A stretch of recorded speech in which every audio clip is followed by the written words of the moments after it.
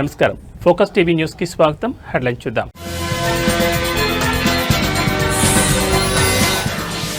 రేపు జూబ్లీహిల్స్ అసెంబ్లీ నియోజకవర్గ ఉప ఎన్నిక నోటిఫికేషన్ విడుదల. షేక్పేట్ తహసీల్దార్ కార్యాలయం వద్ద 144 సెక్షన్ విధింపు.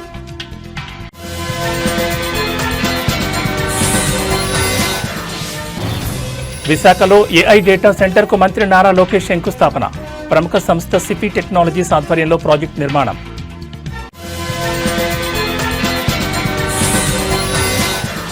కడపలో మద్యం మత్తులో యువకుడి వీరంగం. రోడ్డుకు అడ్డంగా కారు పెట్టి హల్చల్.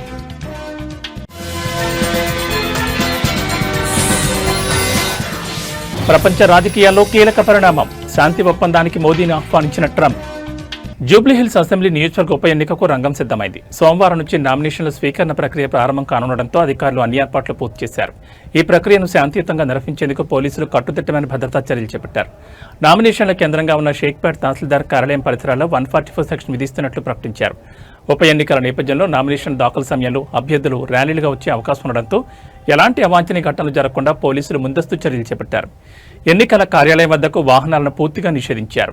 నామినేషన్ దాఖలు చేసే అభ్యర్థితో పాటు కేవలం 4 మాత్రమే కార్యాలయంలోకి అనుమతించనున్నారు. తహసీల్దార్ కార్యాలయానికి వెళ్లే 18 మార్గాల్లో ప్రత్యేకంగా చెక్పోస్టులు ఏర్పాటు చేసి నిఘా పెంచారు. మరోవైపు ప్రధాన రాజకీయ పార్టీలు ఇప్పటికే తమ అభ్యర్థులను ఖరారు చేసే పనిలో ఉన్నాయి. అధికార బీఆర్ఎస్ పార్టీ తరపున మాగంటి సునీత పేరును ప్రకటించగా కాంగ్రెస్ పార్టీ నుంచి నవీన్ కుమార్ బరిలో నిలవనున్నారు. బీజేపీ అభ్యర్థి ఎవరనే దానిపై ఇంకా స్పష్టత రావాల్సి ఉంది. నామినేషన్లు వేయడానికి 10 రోజుల సమయం ఉండడంతో అభ్యర్థులు మంచి ముహూర్తం కోసం ఎదురుచూస్తున్నారు. పశ్చిమ మండలం డీసీపీ సిహెచ్ శ్రీనివాస్ నేతృత్వంలో ఈ బందోబస్తును పర్యవేక్షిస్తున్నారు. అడిషనల్ డీసీపీ, 2 ఏసీపీలు, 5 సీఐలు, 9 మంది ఎస్ఐలతో పాటు 59 మంది సిబ్బంది, 2 ప్లాటూన్ల బలగాలు ఎన్నికల విధుల్లో పాల్గొంటున్నాయి. నామినేషన్ ప్రక్రియ ముగిసే వరకు ఈ భద్రతా వలయం కొనసాగుతుందని అధికారులు స్పష్టం చేశారు.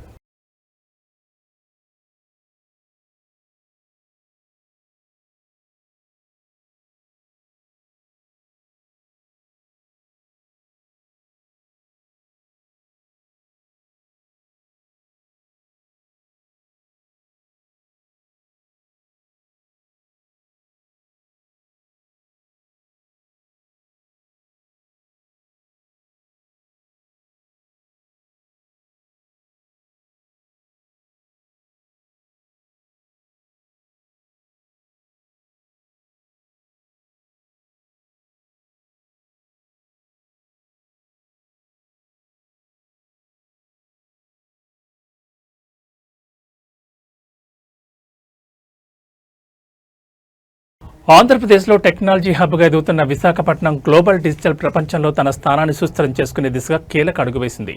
నగరంలో తొలి ఆర్టిఫిషియల్ ఇంటెలిజెన్స్ ఏఐ ఆధారిత ఎడ్జ్ డేటా సెంటర్తో పాటు ఓపెన్ కేబుల్ ల్యాండింగ్ స్టేషన్ ఏర్పాటుకు రాష్ట్ర ఐటీ ఎలక్ట్రానిక్స్ శాఖ మంత్రి నారా లోకేష్ తాజాగా శంకుస్థాపన చేశారు. నాస్డాక్లో నమోదైన ప్రముఖ డిజిటల్ ఐటీ సొల్యూషన్ సంస్థ సిఫీ టెక్నాలజీస్ ఈ భారీ ప్రాజెక్టును చేపడుతోంది. దాని అనుబంధ సంస్థ అయిన సిఫీ ఇన్ఫినిట్ స్పేసెస్ లిమిటెడ్ ఆధ్వర్యంలో 50 మెగావాట్ల సామర్థ్యంతో ఈ అత్యాధునిక డేటా సెంటర్ను నిర్మించనున్నారు. కేవలం డేటా సెంటరే కాకుండా ఓపెన్ కేబుల్ ల్యాండింగ్ స్టేషన్ కూడా ఇక్కడ ఏర్పాటు చేస్తుండడం విశేషం. ఈ ప్రాజెక్టు కోసం సిఫీ సంస్థ 2 దశల్లో సుమారు 1500 కోట్ల భారీ పెట్టుబడి పెట్టనుంది. ఈ కేంద్రం పూర్తి స్థాయిలో కార్యకలాపాలు ప్రారంభించిన తర్వాత దాదాపు 1000 మందికి ప్రత్యక్షంగా ఉపాధి లభించనుందని అంచనా. ఈ ఏఐ ఆధారిత డేటా సెంటర్ ఏర్పాటుతో విశాఖ నగరం అంతర్జాతీయంగా ఒక కీలకమైన డిజిటల్ గేట్వేగా మారనుందని, ఇది రాష్ట్ర ఐటీ రంగ అభివృద్ధికి మరింత ఊతమిస్తుందని నిపుణులు అభిప్రాయపడుతున్నారు.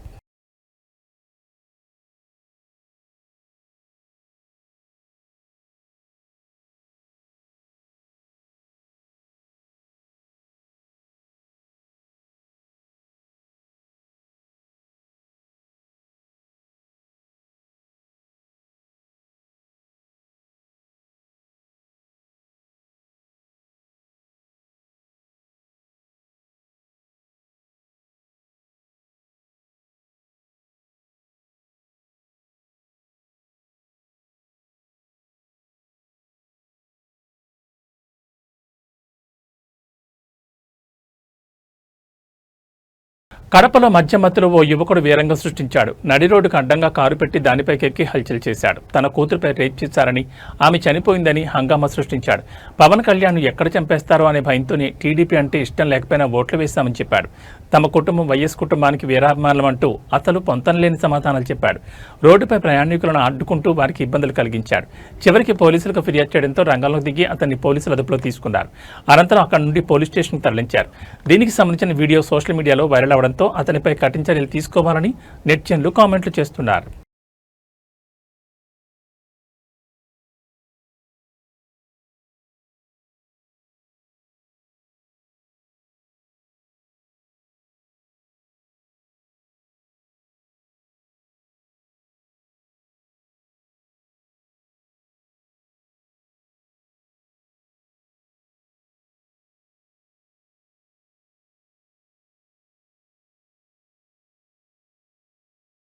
ప్రపంచ రాజకీయాల్లో కీలక పరిణామం చోటు చేసుకుంది. రేపు ఇజ్రాయెల్ హమాస్ మధ్య శాంతి ఒప్పందం చేసేందుకు రావాలని అమెరికా అధ్యక్షుడు డొనాల్డ్ ట్రంప్ భారత ప్రధాని నరేంద్ర మోడీకి ఆహ్వానం పంపినట్లు సమాచారం.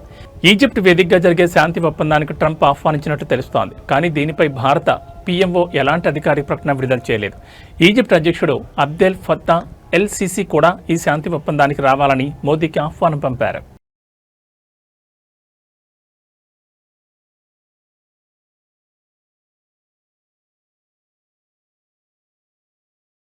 జనగామ జిల్లా 10వ ఆవిర్భావ దినోత్సవ వేడుకలు స్థానిక ఎన్ఎంఆర్ గార్డెన్లో ఘనంగా జరిగాయి. ఈ సంబరాలను సోషల్ వాయిస్ ఫౌండేషన్ మరియు జనగామ రచయితల సంఘం సంయుక్తంగా నిర్వహించాయి.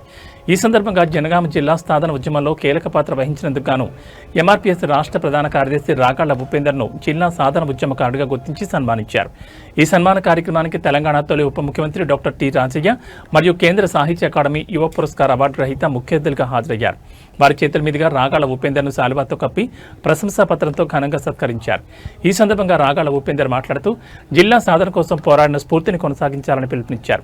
జిల్లా సాధన కోసం మనం ఎలా అయితే పోరాడామో నేడు అదే బాధ్యతతో జిల్లా సమగ్రాభివృద్ధి కోసం ఉద్యమించాలని అన్నారు.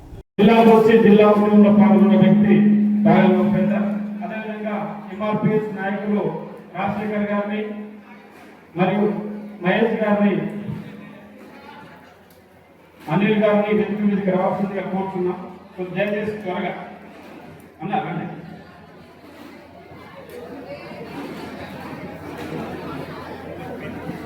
జనగామ అంటేనే ఒక ఘన చరిత్ర కలిగిన గడ్డ. జనగామ అంటేనే వీర తెలంగాణ సాయుధ పోరాటానికి ఊపిరినిచ్చిన గడ్డ. రజాకార్ల మూకలు నిర్బంధంతో అణిచివేతలకు గురి చేస్తున్న సమయంలో ఆ రజాకార్ల మూకలను తిరుగుబాటు చేసి కేతనాన్ని ఎగరేసిన గడ్డ జనగామ గడ్డ.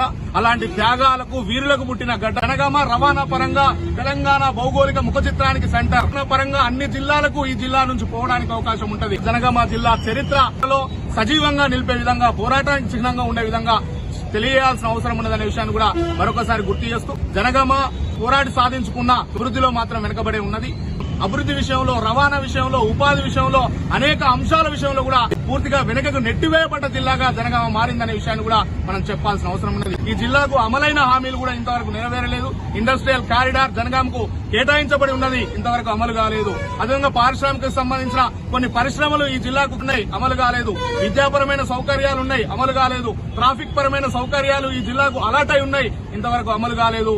ఇప్పటికీ ఉపాధి అవకాశాలు లేక ఉదయం పుష్పులకు ప్రయాణమై నిత్యం మల్ల కాకతీయకు రిటర్న్ వచ్చి పెయింటింగ్ పనులు చేసుకుంటూ ఇక్కడ చదువుకున్న యువత హైదరాబాద్ కు వలసపోతున్న పరిస్థితులు ఏర్పడుతున్నాయి. కాబట్టి ఈ జనగామ జిల్లా పాలకులకు నిజాయితీ చిత్తశుద్ధి ఉంటే జనగామ జిల్లా యువకులకు, యువతకు ఉపాధి అవకాశాలు కల్పించే విధంగా ప్రత్యేకమైన చొరవ తీసుకోవాల్సిన అవసరం ఉన్నదనే విషయాన్ని కూడా మరొకసారి గుర్తు. అధికార యంత్రాంగాన్ని ఒకవైపు, రాజకీయ పక్షాలను మరొక వైపు, పాలకులను మరొక వైపు ఈ మెదక్ జిల్లా కొల్చార మండలం ఏడుపాయల ప్రాంతంలో దారుణమైన సంఘటన వెలుగుచూసింది. ఏడుపాయలకు వెళ్లే రహదారులని ఒక వెంచర్ ఆవరణలో గుర్తు తెలియని దుండగులు ఒక మహిళపై అత్యాచారం చేసి అనంతరం ఆమెను చెట్టు కట్టేసి పారిపోయారు.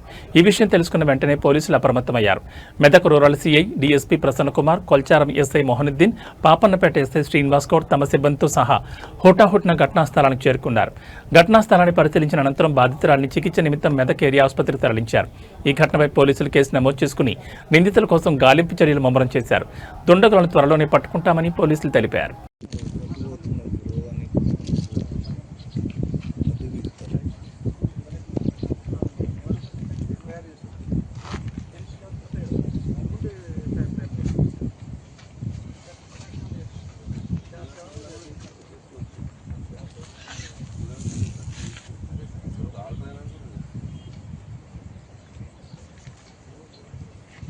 బెల్లంపల్లి మాజీ ఎమ్మెల్యే మరియు బీఆర్ఎస్ నాయకులు దుర్గం చెన్నయ్య పట్టణంలో ఇంటింటికి తిరిగి కాంగ్రెస్ పార్టీకి సంబంధించిన బాకీ కార్డును పంపిణీ చేశారు.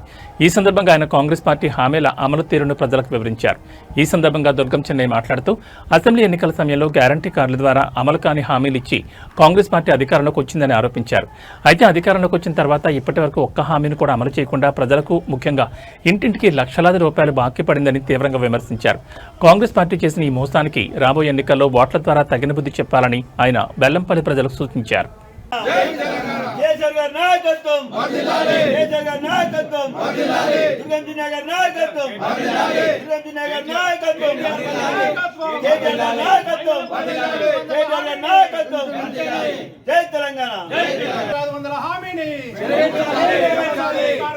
కార్మికులకు నెలకు 4,000 పెన్షన్, 6,000 పెన్షన్,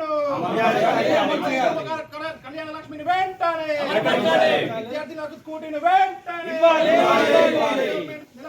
సంవత్సరానికి 5 లక్షలు వెంటనే, రైతులకు రైతు భరోసా వెంటనే, 500 బోనస్ వెంటనే. ఓం సాయిరామ్, ఓం సాయిరామ్. షాదీ ముబారక్ను తర్వాత తులం బంగారం ఇస్తా అన్నారు అప్పుడు రేవంత్ రెడ్డి ఎన్నికల టైంలో. అది ఇప్పటి వరకు ఇవ్వలేదు కదా. అట్లాగే ముసలి వాళ్లకు వృద్ధులకు 4,000 రూపాయలు పెన్షన్ ఇస్తా అని చెప్పి రేవంత్ రెడ్డి ఎన్నికలప్పుడు హామీ ఇచ్చాడు. ఇచ్చి ఇప్పటి వరకు కూడా 4,000 పాత 2,000 కేసీఆర్ గారు ఇచ్చిన 2,000 వస్తున్నాయి, కానీ రేవంత్ రెడ్డి చెప్పిన ఇంకా 2,000 కల్పిస్తున్నాయి. అవి ఇప్పటి వరకు రాలేదు. ఇప్పటికేమైంది, 22 నెలలు అయింది. 22 నెలలు ఇంటూ 2,000 వేసుకుంటే ఒక్క ముసలి తల్లికి 44,000 రూపాయలు బాకీ పడ్డాడు. అయితే ఇంకా ఏమన్నాడు, ఇంకొక అడుగు ముందుకేసి రేవంత్ రెడ్డి ఏమన్నాడు, కేసీఆర్ గారు ఒక ఇంట్లో 2 వృద్ధులు ఉంటే ఒక్కరికే ఇస్తున్నాడు, నేనైతే అవ్వకిస్తా తాతకిస్తా, అవ్వకు 4,000 ఇస్తా తాతకు 4,000 ఇస్తా అని చెప్పేసి ఆ రోజు మాటిచ్చాడు.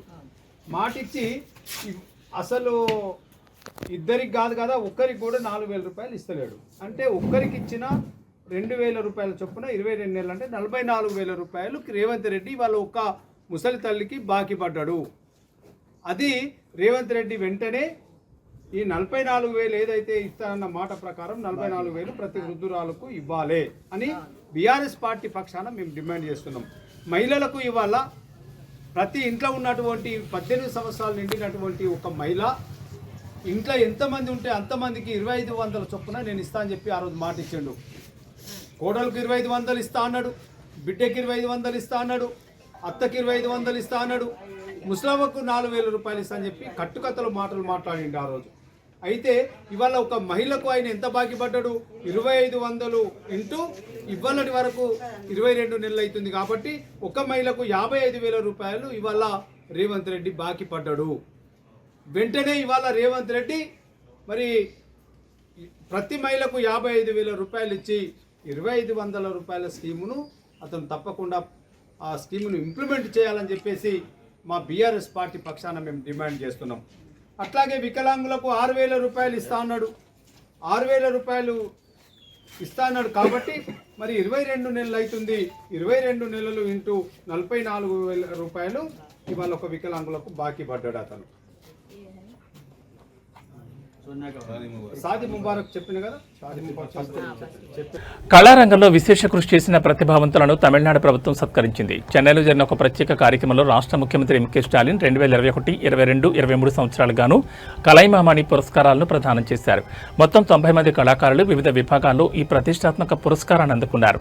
2021 సంవత్సరానికి నటన విభాగంలో ప్రముఖ నటి సాయి పల్లవి ఈ పురస్కారానికి ఎంపిక కాగా ముఖ్యమంత్రి స్టాలిన్ స్వయంగా ఆమెకు అవార్డును అందజేశారు. అలాగే నటులు ఎస్.జె. సూర్య, విక్రమ్, ప్రభు తదితరులు కూడా పురస్కారాలు అందుకున్న వారిలో ఉన్నారు. సంగీతం, నృత్యం, నాటకం, సినిమా వంటి విభాగాల్లో విశేష కృషి చేసిన కళాకారులను ప్రభుత్వం గుర్తించి సత్కరించింది. కలైమామణి పురస్కారం తమిళనాడులో కళారంగానికి ఇచ్చే అత్యున్నత గౌరవంగా పరిగణించబడుతుంది. ఈ పురస్కారాల ద్వారా కళా సాంస్కృతిక రంగాన్ని ప్రోత్సహించడమే తమ ప్రభుత్వ ధ్యేయమని ముఖ్యమంత్రి స్టాలిన్ పేర్కొన్నారు. ఈ కార్యక్రమంలో ఉప ముఖ్యమంత్రి ఉదయనిధి స్టాలిన్ తదితరులు పాల్గొన్నారు.